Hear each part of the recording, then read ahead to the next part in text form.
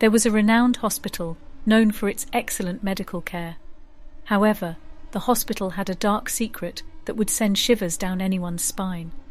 There was an inspector assigned to check every room of the hospital late at night, ensuring that no unauthorized visitors were present. The inspector took his duty seriously, but there was always a sense of unease whenever he stepped foot inside the hospital. Ever since he was a child, he had heard a chilling tale that made him wary of hospitals. One fateful night, the clock struck 1 a.m., and the inspector found himself on the 3rd floor during his routine inspection. As he passed by the mortuary room, a shiver ran down his spine. The air felt heavy, and an eerie silence enveloped the hallway. Suddenly, amidst the stillness, a sound reached the inspector's ears. It was as if a rusty metal door was being dragged across the floor. Being responsible for checking the rooms, he couldn't ignore it. His curiosity got the better of him, and he cautiously approached the mortuary room.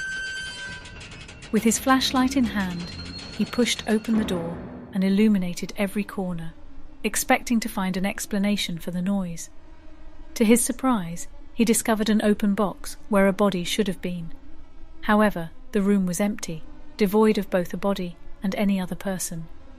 Perplexed, he assumed that someone had accidentally left it open and decided to close it and move on. As he made his way out of the mortuary room, he felt a sense of relief wash over him. But little did he know that the night had more in store. Determined to finish his inspection and leave the hospital, he headed straight for the elevator, pressing the button for the 1st floor. Just as the elevator doors were closing, a voice broke the silence, causing the inspector's heart to skip a beat. "Hey, wait! I need to get on too!" It was a young girl wearing a hospital gown, her cute face framed by long hair.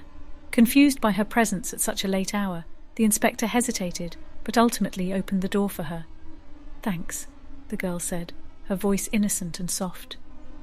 The inspector smiled back, curious about her story. The girl pressed the button for the 2nd floor, and the elevator started moving. Taking the opportunity, the inspector asked her why she was out so late in the hospital. The girl replied, saying that she had forgotten something in her friend's room during her earlier visit, and had come back to retrieve it. The inspector was about to comment on the lateness of the hour, but before he could say anything, the elevator unexpectedly went up, instead of descending to the 1st floor. Slightly bewildered, the inspector pressed the button for the 1st floor again. Thankfully, the elevator responded and started descending. However, just as the doors opened on the 3rd floor, the inspector heard hurried footsteps approaching the elevator from a distance. Without wasting a moment, he pressed the door close button with urgency, commanding the elevator to seal itself shut. The footsteps grew louder, echoing down the corridor, but the doors managed to close just in time. The inspector leaned against the wall, his chest heaving with exertion. Curiosity sparked within the little girl, and she asked the inspector why he hadn't allowed the man to enter. Still recovering from the adrenaline rush, the inspector replied, "That man had a red tag on his wrist. Those tags are meant for the ones who are already dead." The little girl's eyes widened, and a mischievous smile crept upon her face. Slowly she pulled up her sleeves, revealing a red tag wrapped around her delicate wrist. With an eerie calmness, she said, "Like this one." A chill ran down the inspector's spine, his blood turning cold. It was as if time stood still, and he couldn't find the words to respond.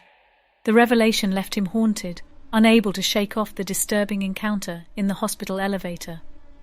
From that day onward, the inspector carried the memory of the little girl with the red tag on her wrist.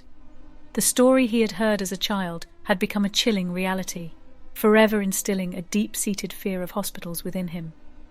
Even years later, just recalling that encounter sent a shiver down his spine, a constant reminder of the unexplained mysteries that lurk within the shadows.